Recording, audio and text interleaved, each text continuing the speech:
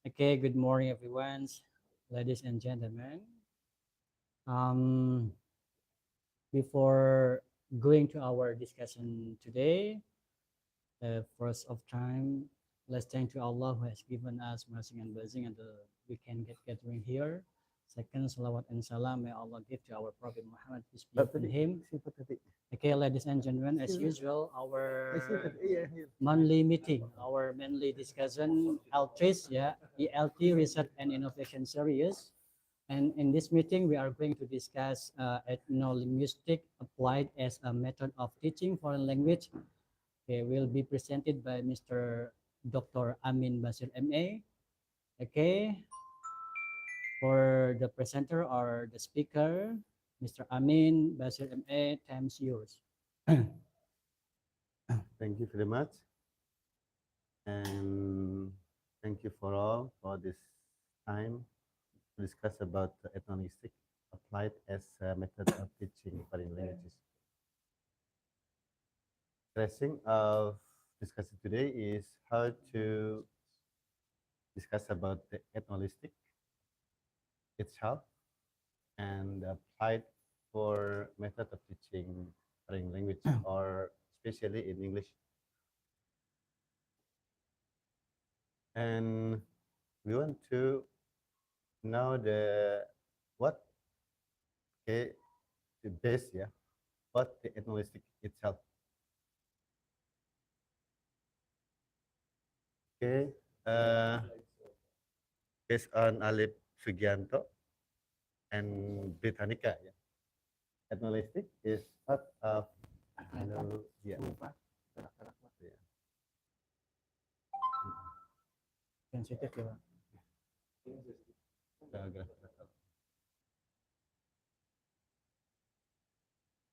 Ini gak gerak. Okay, okay, okay.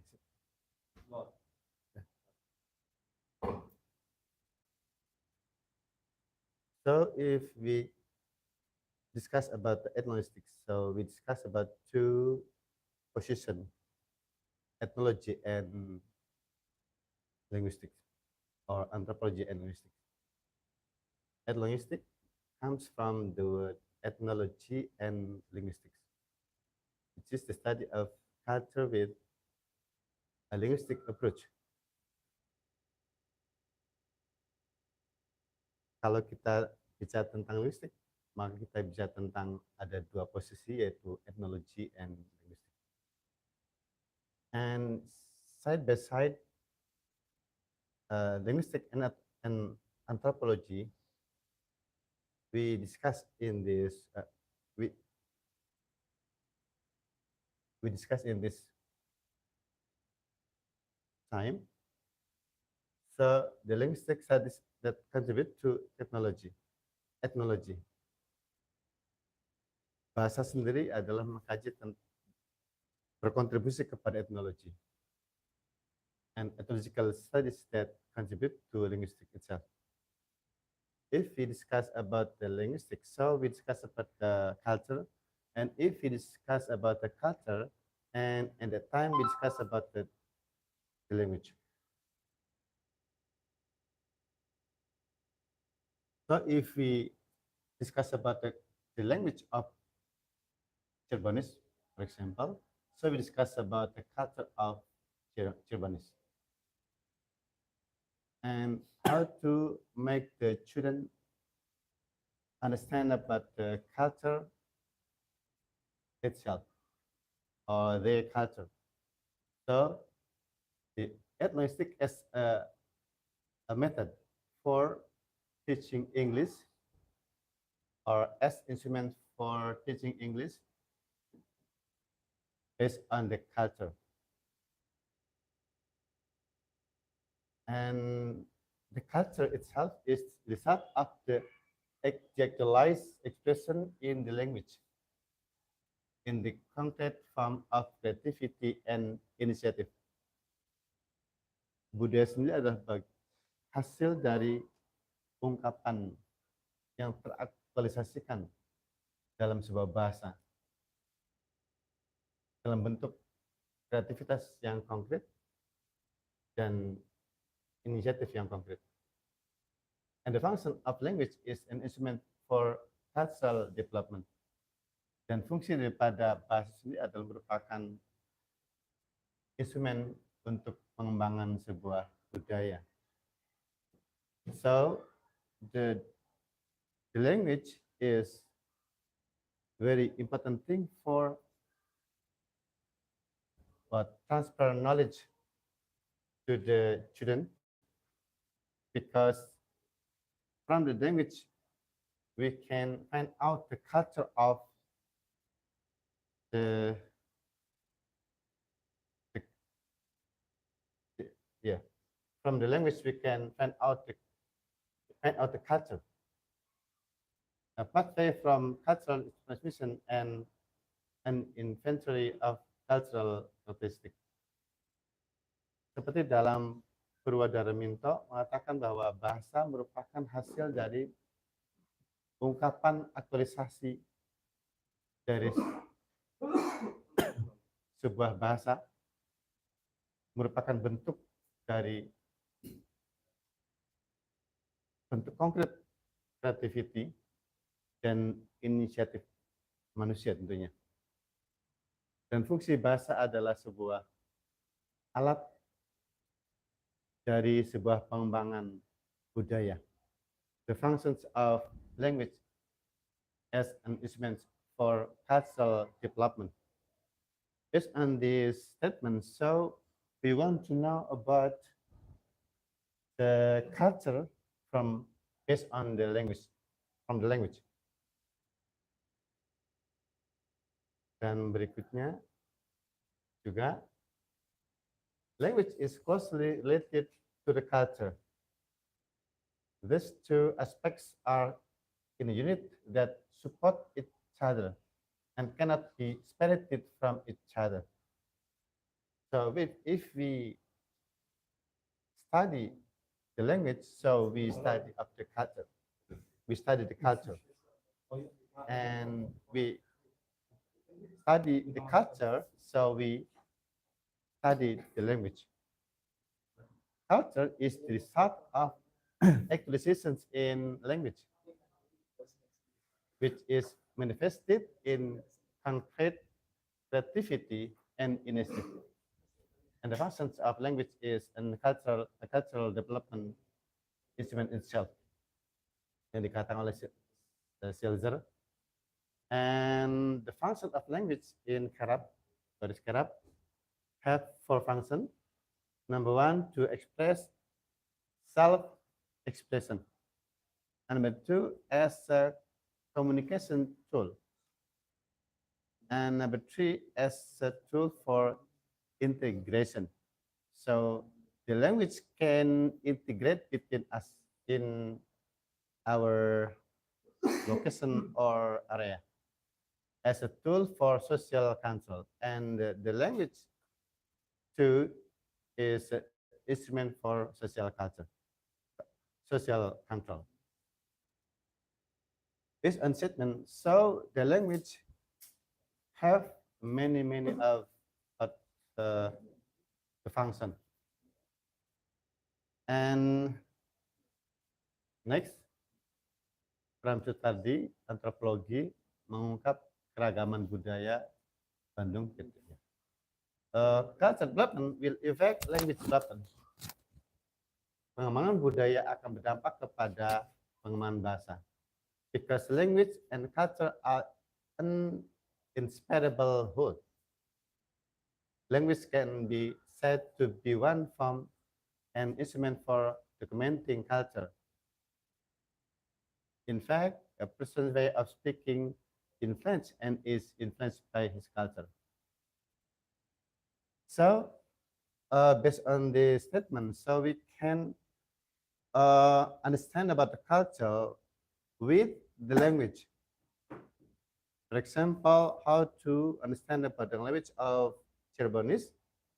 So we understand about the culture of local wisdom of Cirebon. And I think it is very important thing for understand about the language or regional language based on that language, but the instrument for teaching there is English. How to how to teach the children, but based on the ethnolinguistic, based on the regional language. Okay, and this is this language or this ethnolinguistic is based on the Edward Sapir, as the first man who how to combine between the culture and the linguistic.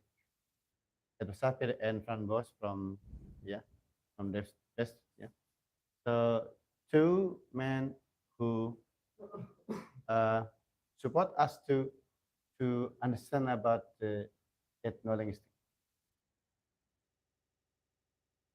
And next, how about the regional language? Regional language is an arbitrary sound symbol system. So the sound symbol system arbitrary from that region or that area, which is used by members of community to work together, interact, and identify themselves.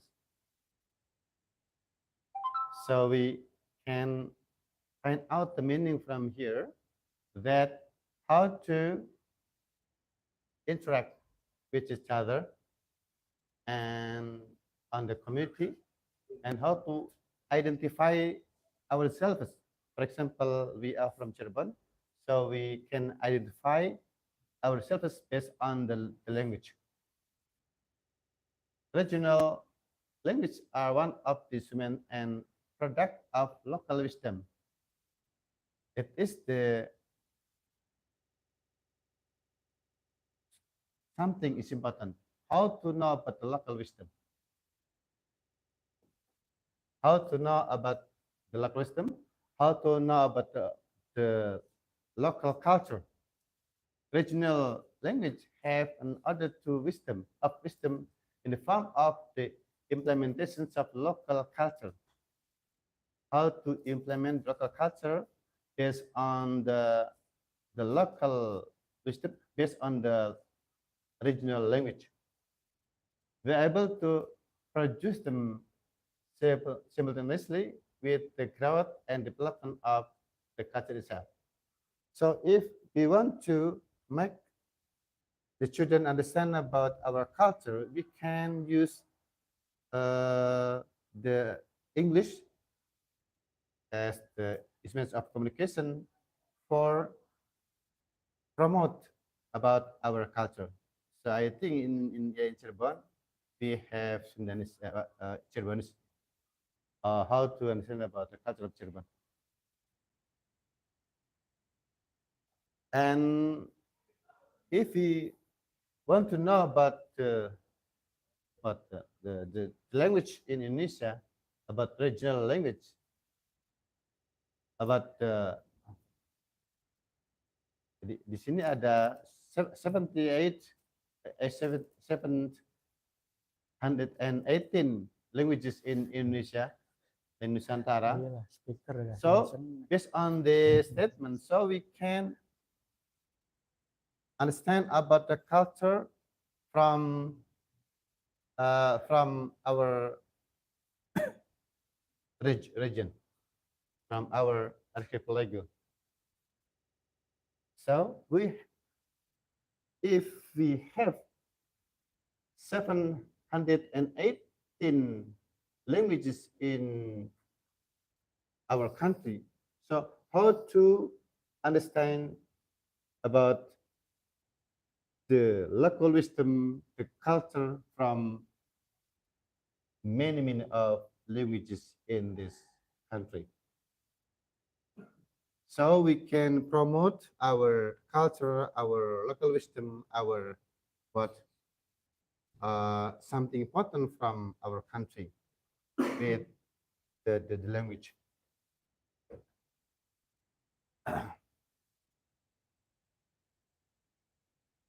And what is the benefit of local wisdom? All of these benefits of local language in Indonesia must be used as an instrument of our nation. Of course, it must be developed and preserved in the form of implementing studies and developing it by creating regional language empowerment of institutions. So the benefit of local wisdom is how to make the children, how to make children understand about their local wisdom. So it must be developed and preserved in the form of implementing studies and developing it. And based on this statement, we can support them how to they find out the what something important for their life, and for example culture, for example what language and any others, so they understand about their local wisdom.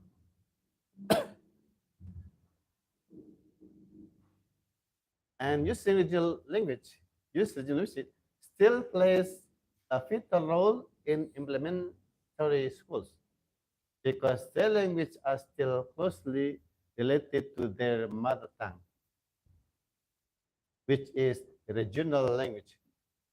The development of this language is in line with the process of their character growth, but when they are still studying in classes or they grow up towards maturity.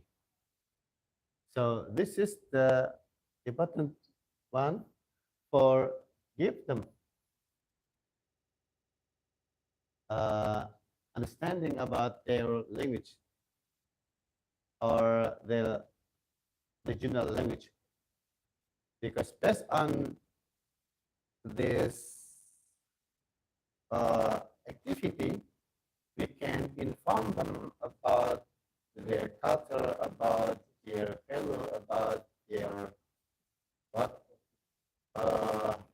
something important for their life, about for from their mother tongue. So because based on this activity, we can support them. We can make them understand about their environment. So the characteristics of school-age children are still close to their safe environment, in line with development of characters education for students. So they understand about milieu.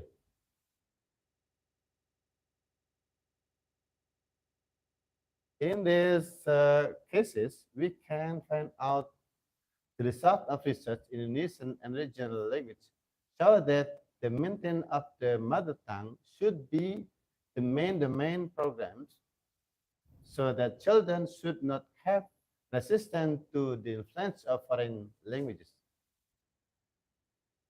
The maintenance referred to is not only in communication at school, but must be neatly structured and scientifically conceptualized, because the mother tongue is unique compared to the second language.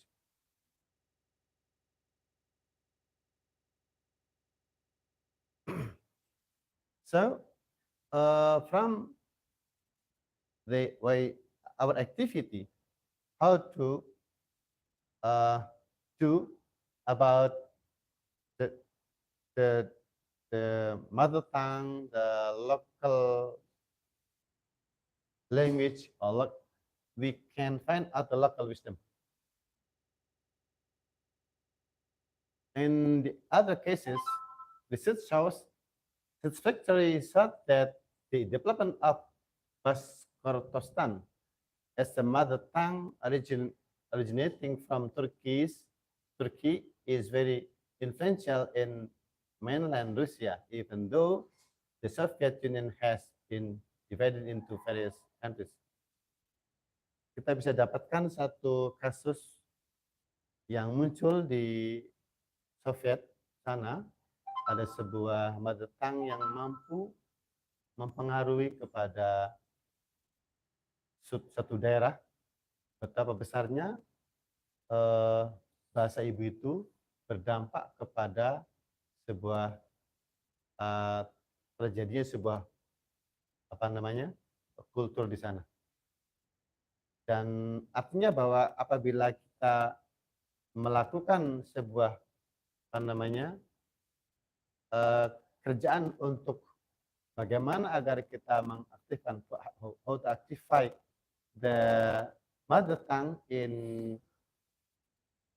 a milieu, so we can develop their traditional roots from themselves.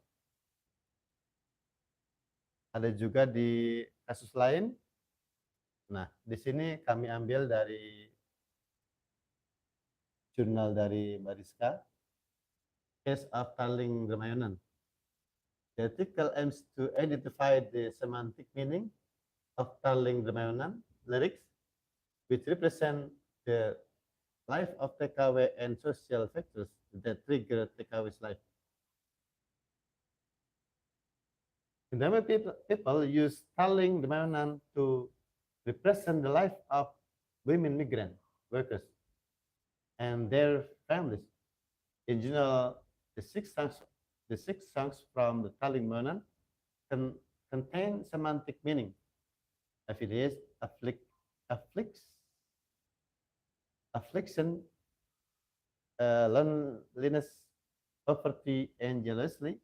The song lyric primarily narrative, sadness, and poverty as the real conditions of TKW and their families. Dari sini kita memahami sebuah bahasa atau kata lirik Tarling Ramayana, kita bisa pahami betapa budaya yang muncul dalam kasus orang-orang TKW yang kita bisa ambil makna yang begitu besar. We can find the meaning from kasus TKW ini adalah juga berangkat dari bagaimana kita memahami bahasa daerah itu, atau kali ini dari sebuah lagu Tarling yang bisa kita pahami dari maknanya. Dari situ kita memahami betapa bahwa kasus-kasus ini muncul ke permukaan sebagai sebuah kasus sosial yang perlu menjadi sebuah perhatian kepada kita. Dan dari sini pula kita bisa mengambil makna dari bagaimana kita memahami bahasa-bahasa daerah sebagai bahasa untuk memahami budaya di mana mereka berada. Tentunya ketika kita menggunakan bahasa Inggris, if I use the English as a instrument of communication to describe of this problem, so the student is interesting. They are interested in this topic, and we find from ethnic of Ponorogo, ethnolistic study of Panaragan ethnic proverbs, and pragmatic force review.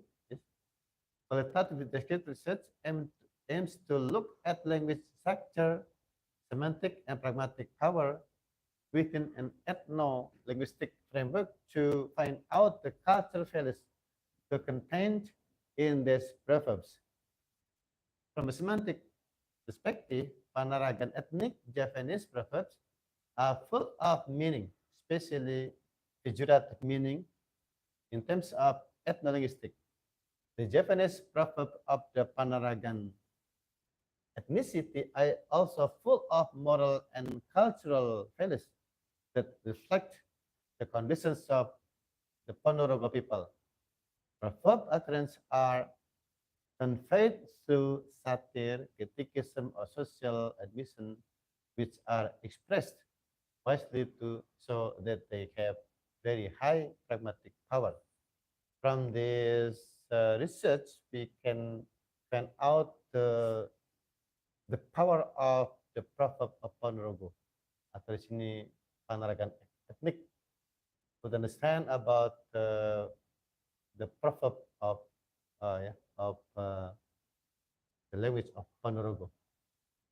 And if we give our children about if we teach English our children and based on the ethnology linguistic or ethnolinguistic so they can understand the what the situations of the culture and the local wisdom, yeah, so they understand about how big the local wisdom can improve their life. And we as a teacher can teach them English with based on the ethnolinguistic. I mean, we can find out from the what here, yeah, or we can find out the meaning from the yeah here. For example, here the power of the local wisdom itself, and it is the how to uh, I mean it is the problem if we are teachers and we rarely to instruct the children English based on this topic, this ethnology of the language. So the children, our children, do not understand how they grow, yeah, in their local in their area, in their what village or their country. I think it's how to support them, how to support us to make this topic uh, can improve our children to understand, to improve themselves, to what uh, as the support for them to understand the meaning of the culture like that. And about the method and the culture, I think the culture from one region to other is different. So the method for what for teaching English, I think it's a different. So, for example, how to understand, how to teach them English, how to teach English them, uh, but we can understand the situation, the culture from our children. So the method is based on the different situation and from the different culture. Like that, I think for today, and I hope my colleagues to give us yeah uh, give us what subject. I mean something everything every what important thing for us. Thank you. Okay, thank you very much for Mr. Amin Basir, MA, who has given us, who present the material. Very good, nice presentation, Mr. Amin. Thank you very much. And then, ladies and gentlemen, before our next session is Q&A session. Okay, but before Q&A question, okay, I would like to tell you who are who are joining the discussion today. The first is there is Mr. Handy. This is the secretary of our uh, English language teaching department. Yeah. And then there is Mr. Lala. He is the chief editor in chief of ELTRIS journal. Yeah. And then Mr. Amin is a senior lecturer in our English language teaching department. And Mr. Teddy also our senior English language teaching department lecturer in English language teaching department. And Mr. Nizar also our lecturer in ELTD. And Mr. Wahid, yeah, also senior lecturer in our English language teaching department. And also he is also the vice dean of Usuluddin and Adab faculty. Yeah. And then Mr. Jackie, the secretary of PGG. Yeah, yeah. Okay, ladies and gentlemen, let's go to our next session. Our next session is Q&A. So maybe one of you or some of you want to ask about something related to ethnolinguistics, right, as a method of teaching foreign language. Okay, please. Okay, Mr. Lala, please. Waalaikumsalam warahmatullahi wabarakatuh. When we talk about ethnolinguistics, we should not be trapped in the linguistic description only. I think one of the fallacies of linguists is to trap readers and people or the public into the simple linguistic description. Semantic meanings, pragmatic meanings can only can be described by linguists, but actually the essence of ethnolinguistics should reside not on the description. It should go beyond the level of linguistic description. That's number one. And number two, if we go to the references, probably into pokoknya kayak by Professor Wasila, we will discover big ideas about language vitality. I think the milestone for discussing the concept of ethnolinguistics is about language vitality. This concept makes sense to me because there is a big gap between English literacy and first language literacy, right? The most concerning things that we are facing right now is that both, I mean, our students have low literacy level in both languages, be it in Indonesian and also in English, right? And that's a big problem. What I mean by language vitality is when they do not speak Indonesian well, then the Bahasa Indonesia is not vital in their life. If they cannot express their level or sense of creativity in many forms using Bahasa Indonesia, then Bahasa Indonesia is a useless language for them. If we look at the corpus of the languages written by our students in academic papers, I mean, I always ask my students to write in Bahasa Indonesia, then we can develop a corpus that will show us that they do not actually develop a sense of creativity in using Bahasa Indonesia. And that's a problem. And now we are teaching them English, right? So the wisdom is not developed, the local wisdom is not developed in their own individual self as Indonesian people.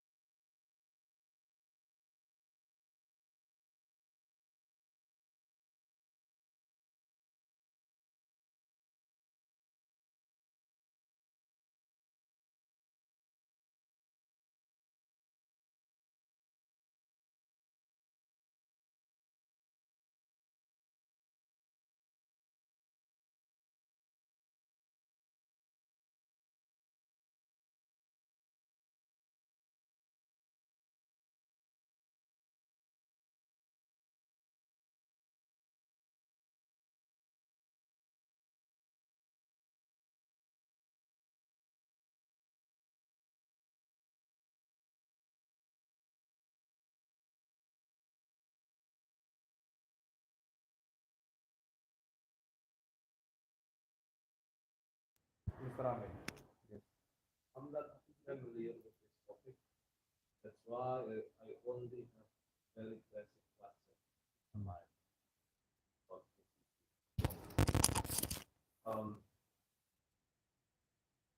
For me, correct me if I'm wrong.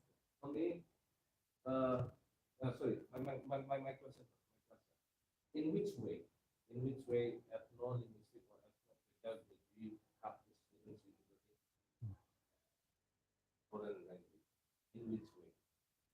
Because for me, correct me if I'm wrong, talking about ethno-linguistic is another challenge for the student. They face another problem, like changing the customers' linguistics habit, and then also finding the exact terms of yeah, things in the culture. I think so. In which way the ethno-linguistic have this for the language?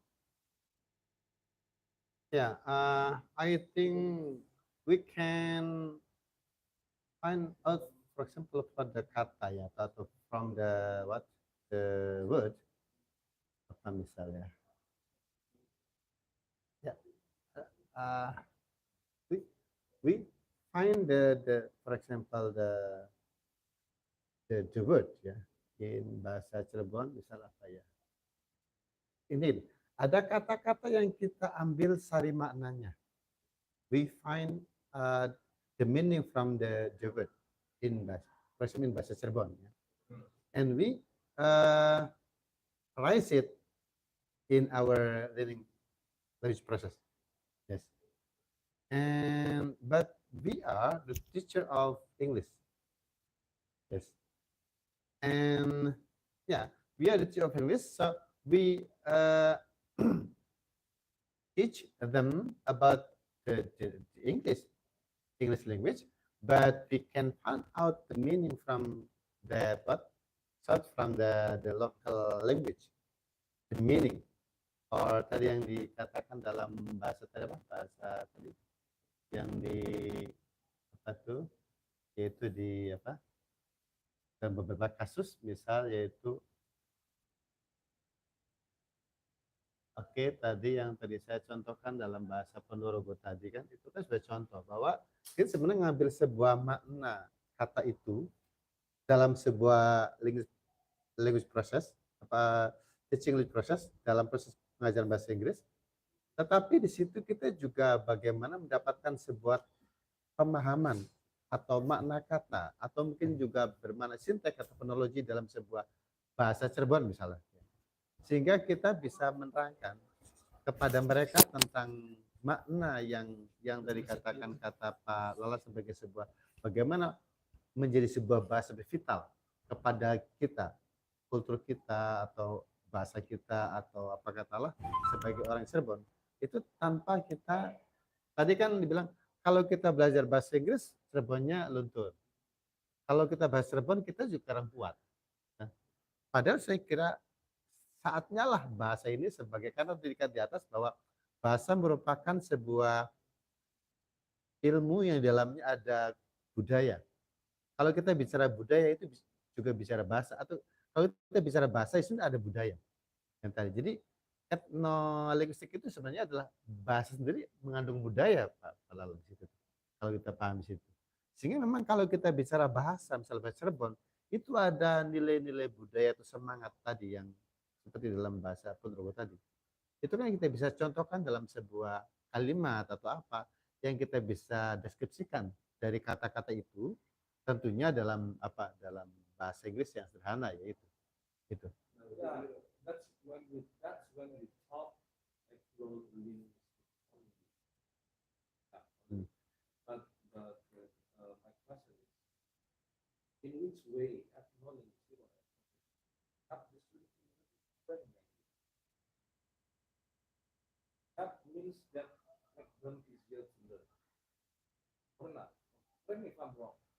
Jadi saya salah konsep nggak sih? Maksudnya ethnolinguistic applied as a method in teaching English Iya.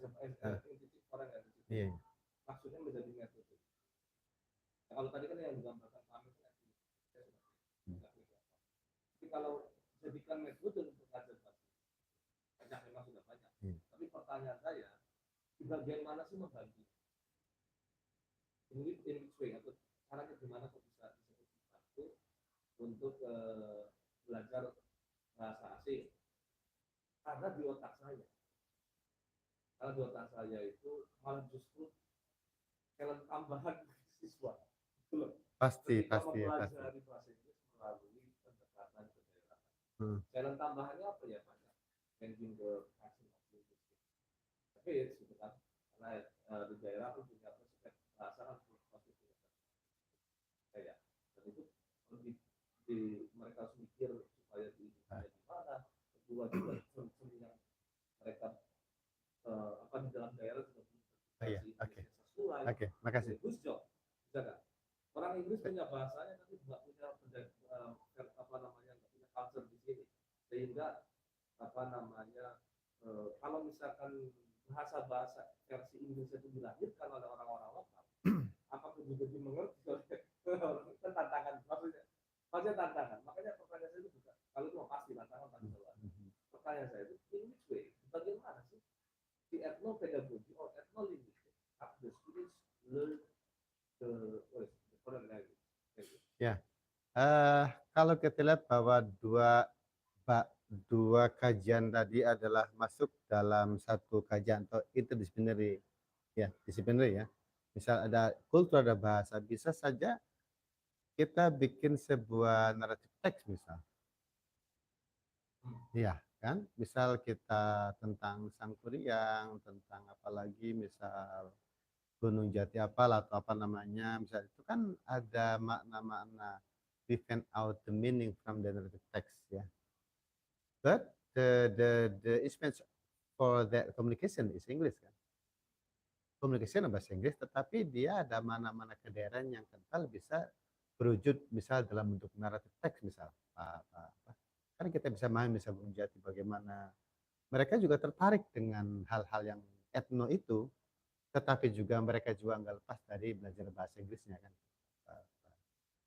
Pak Hendy. Ya, answer.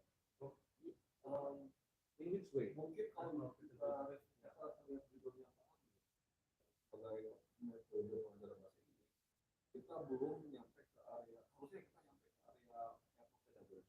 Tapi karena Pak Amin masih di area linguistik, itu belum lompat ke area pedagogi. Makanya kita ini kan area linguistik ini kan kayak warnanya kan, kayak warna banget. Jadi makanya hari ini saya sedang misalnya penelitiannya Profesor Amin Basir, bahasa Inggris, bahasa China, bahasa Arab, bahasa Spanish itu diajarkan dengan cara yang non tradisional lewat intonasi secara bersamaan. Itu sudah jalan 2 tahun penelitian. Kita mau tahu hasil penelitian 2-3 tahun lagi. Nah, nanti itu bahasannya linguistik sebenarnya nyambung ke sana Pak, ke language diversity, dan language diversity itu nyambung ke biodiversity. Makanya ketika Pak Amin tadi membahas di Indonesia Timur, 90% kekayaan bahasa kita itu 90% lebih ada di Indonesia Timur. Iya. Karena alasannya Indonesia Timur itu memiliki keragaman hayati yang jauh lebih kaya ketimbang Indonesia Barat. Makanya ada garis morsi gitu kan, yang garis morsi itu. Nah mungkin kita ini kan ada syarat baru ketika ethnolinguistik mau menjadi sebuah metode pengajaran baru, ethnopedagogi kan. Nah syarat-syarat itulah mungkin yang harus kita kerjakan bareng-bareng. Jadi kita tidak mau mempertanyakan bagian teknologi dan linguistik. Makanya saya bilang dari awal, kita jangan sampai terjebak hanya dalam ada deskripsi kata-kata, deskripsi bahasa. Karena yang dideskripsikan sama linguis itu pasti tidak seakurat yang dibayangkan oleh otak manusia. Mungkin salah satu blind spot yang saya lihat, mungkin kita di titik yang akan jadi kampus cyber. Kedepannya kita kan bikin teknologi agar saya yang orang kita bisa belajar bahasa telepon. Pendekatannya berarti pendekatannya proses. Misalnya kita harus bikin rekaman orang yang informasi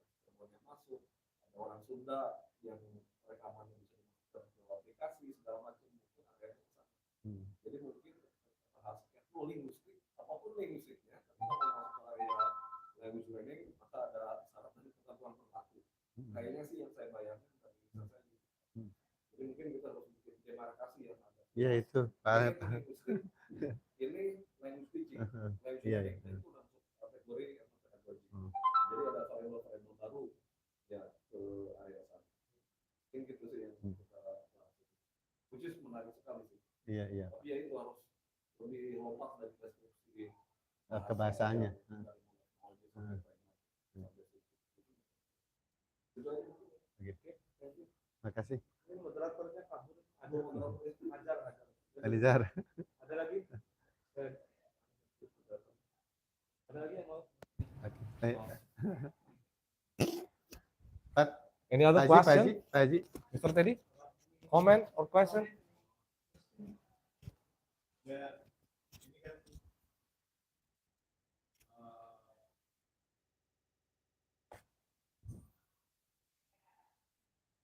tatarannya kan masih konseptual, Pak. Atau sudah praktik ininya. Ini jadikan dari beberapa penelitian yang muncul kita hanya dirangkum di sini. Mungkin hanya sebagai trigger kepada ke depan barangkali ya Pak Lala dan teman-teman untuk meng-create Lala. Ini itu saya sebagai kayak pemantik lah gitu lah. Gitu. Jadi sadarkah bahwa garis ini juga adalah selama ini kan kalau bahasa Inggris saja kita nggak pernah mencari bahasa Sunda, bahasa Jawa itu kan juga kelemahan kita kan. Sampai kita nggak bisa memahami tadi Pak Lala bilang anak-anak yang belajar bahasa Inggris lalu ternyata dia juga akhirnya terserabut nilai kedaerahannya itu yang malah tadi bilang itu yang baru itu masih baru awal Pak. Ya mungkin nanti ada English itu ya Pak ya Lala mungkinnya. English. Ya artinya ketika kita sudah mengadopsi ini ya muncullah misalnya yang apa pronunciation-nya tidak perlu apa Inggris kayak English gitu. Kita masih pakai Iya, I don't know atuh. I don't know atuh. itu bagaimana nantinya? Ya Pala. Bagus Pala. Jadi nanti kan ada mix, ada partikel mixingnya. ada satu lagi itu apa? Mixing terus Dan switching gitu kan. Dia translanguaging seperti itu nantinya. Ya. Iya, Pala nih. Artinya kan kalau dalam sisi education kan ada norma-norma, ada standar-standar gitu kan. Ya, misalnya ketika kita berbahasa Inggris dengan apa? Logat Sunda, logat apa? Kurang diapresiasi. Kita ininya kurang diakomodir gitu kan misalnya. Dengan aksen-aksen lokal atau memang kita harus ada standar-standar khusus nanti kan mungkin kan nanti akan mengarah ke situ kan achievement-nya. Kalau seandainya itu profesor lain, varian itu mungkin akan muncul secara alamiah aja, tapi Alamiah ya. kalau orang masuk IELTS kan tentu saya Pak. Iya ya maksudnya nggak bisa, jadi secara kan kita tetap nggak mau misalnya pakai aksen yang dia ngomong, pakai aksen yang yang intelligible yang bisa dipahami banyak orang di dunia aja mungkin. Jadi mungkin varian itu akan muncul ya. Jadi baru komen di YouTube. Jadi ini kan di ini aja misalnya di apa kolokwial aja gitu kan ininya. Ya bukan di standard English ya misalnya ya. Ya. Jadi untuk survival aja ini ya. Iya. Panana barangkali paham. Ini Ponorogo people, Ponorogo person. Ada orang Ponorogo nih Pak. Ponorogo people loh. Ponorogo itu Apa suka gimana? diragukan keasliannya. Oke, makasih. Pak Nizar, mangga. Pak Nizar. Makanya kan Marok itu ya hajarnya jangan laki-laki. Sorry Pak Ala, sangat Nggak tahu tak paham sekali saya ini. Ya, kalau Pak Ala. sejarah itu Thank you, Pak Ala. Makanya ya. Jadi kalau warok Pak. Warok itu senengnya kalau zaman dulu itu bukan suka nikahnya sama laki-laki, tapi dia itu apa ya, punya apa ya namanya itu. Pokoknya suka sama laki-laki tapi bukan sebagai ini. Makanya dulu yang namanya saktianya hilang kalau perempuan. Pak Manajer. Yang namanya jadilan itu, yang penari-penari jadilan itu dulu itu bukan perempuan, tapi laki-laki. Jadi bukan, jadi kalau sekarang sudah ke kembali, misalnya sekarang ke perempuan. Cuman kalau dulu itu penari-penari itu Laki-laki. suka sama kayak gitu. Iya. Itu kesaktiannya. Ada film dokumenternya kan? Film dokumenternya Kucumbu tubuh indahku. Jadi yang jadi waroknya itu ya gitu, harus tidur bareng sama dia, harus asisten, tapi asistennya tuh terlalu personal gitu, sampai tidur harus bareng. Kodam lah. Laki-laki Sakti. Iya benar. Ya, Iya. sini. Iya. Karena kalau nggak sakti, ini jangan nembus Pak. Ini jangan nembus. Kan beda lubang perempuan dengan lubang laki-laki ini kan. Yang laki-laki itu kalau ini nggak kuat, Panan apa sih? Oke. yang apa? Ini masih Cukup lah. Oh, cukup aja nih. Nggak apa-apa, barangkali. Any other comments or question from Bapak Ibu? Bapak aja ya kayaknya, nggak ada ibunya di sini. Pak Zaki, perhaps? Pak Nana? Kayak gak tertarik Pana. Tertarik maksudnya jadi kalau misalkan terkait dengan apa terkait dengan dalam arti pendidikan nanti bisa terkait juga terkait membahas bahasan apa gitu. Tapi karena belum tahu aja ini apa tadi ketinggalan. Oke, Pak Nizar.